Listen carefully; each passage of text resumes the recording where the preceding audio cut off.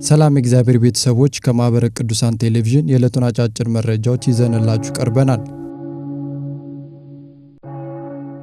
ቅዱስ ሲኖዶስ የሊቃነ ጳጳሳት ዝውውርና መዋቅራዊ ማሻሻያዎችን ወሰነ።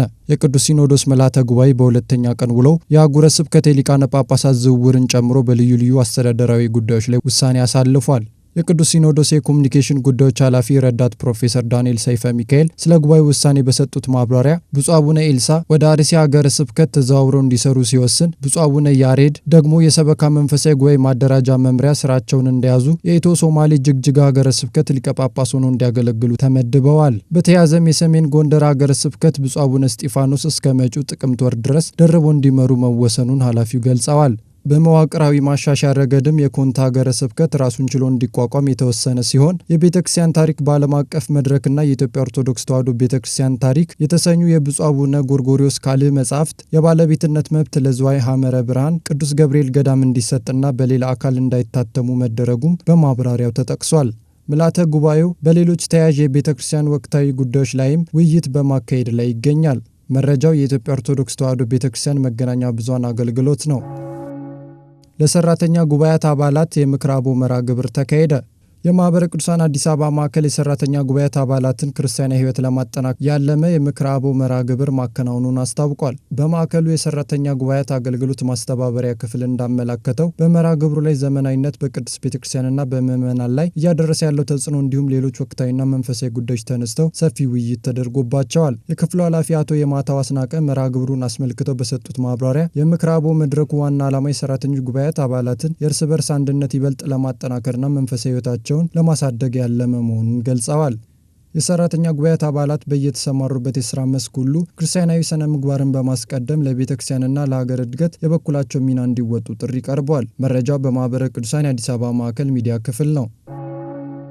የድረ ግቢ ጉባኤ መርሃ ግብር በድሬዳዋ ተካሄደ። የማህበረ ቅዱሳን የድሬዳዋ ማዕከል ጽሕፈት ቤት በግቢ ጉባኤ አገልግሎት አልፈው በተለያዩ ምክንያቶች ወደ አገልግሎት ያልተሰማሩ አባላትን ታሳቢ ያደረገ የድረ ግቢ ጉባኤ መርሃ ግብር ማከናወኑን አስታውቋል። መርሃ ግብሩ በዋናነት ተመራቂ አባላት የነበራቸውን መንፈሳዊ ተነሳሽነት መልሰው እንዲያገኙና በቤተ ክርስቲያን አገልግሎት ውስጥ በንቃት እንዲሳተፉ ለማድረግ ያለመ ነው። በመርሃ ግብሩ ላይ የተገኙት የድሬዳዋ ሀገረ ስብከት የሰንበት ትምህርት ቤቶች አንድነት ስራ አስፈጻሚ አባል መምህር ብሩክ ማህበረ ቅዱሳን አገልግሎትን በማጠናከር ተመራቂዎች በቤተ ክርስቲያን መዋቅር ውስጥ በትጋት የሚያገለግሉበትን ሁኔታ ይበልጥ ማመቻቸት እንዳለበት አሳስበዋል። መምህር ብሩክ አክለውም በግቢ ጉባኤያት ያለፉ አገልጋዮች በቆይታቸው ወቅት በአገልግሎቱ ለመጽናትና ቤተ ክርስቲያንን ለመርዳት የገቡትን ቃል ኪዳን ሊዘነጉ እንደማይገባ በአጽንኦት ገልጸዋል።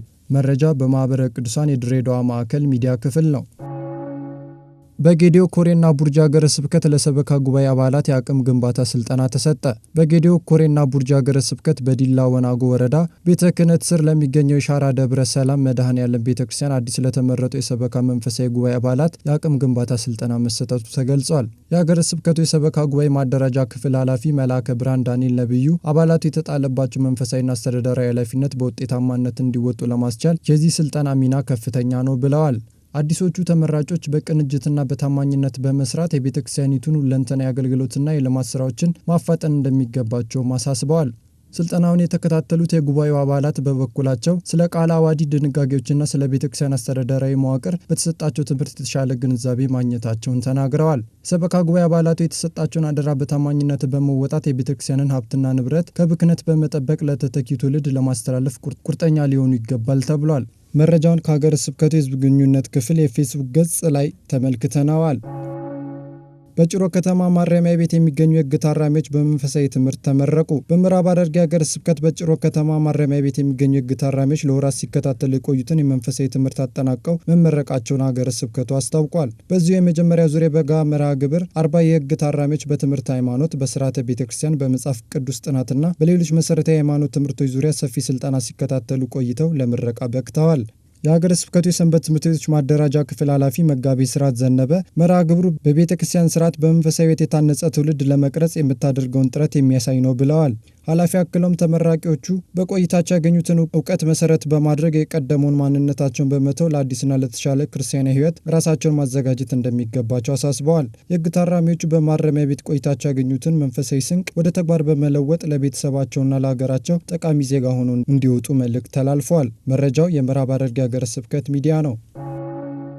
አባላት ከባለድርሻ አካላት ጋር ያላቸውን ግንኙነት ሊያጠናክሩ እንደሚገባ ተገለጸ።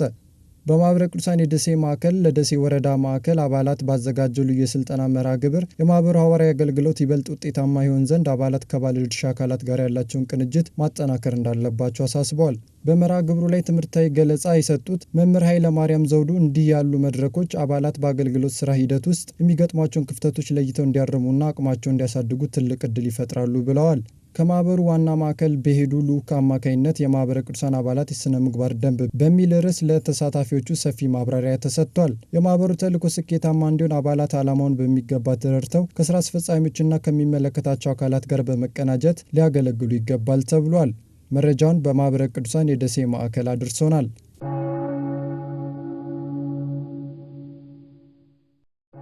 ሰላም እግዚአብሔር ከሁላችን ጋር ይሁን። የዕለቱ አጫጭር መረጃዎች እስካሁኖቹ ነበሩ።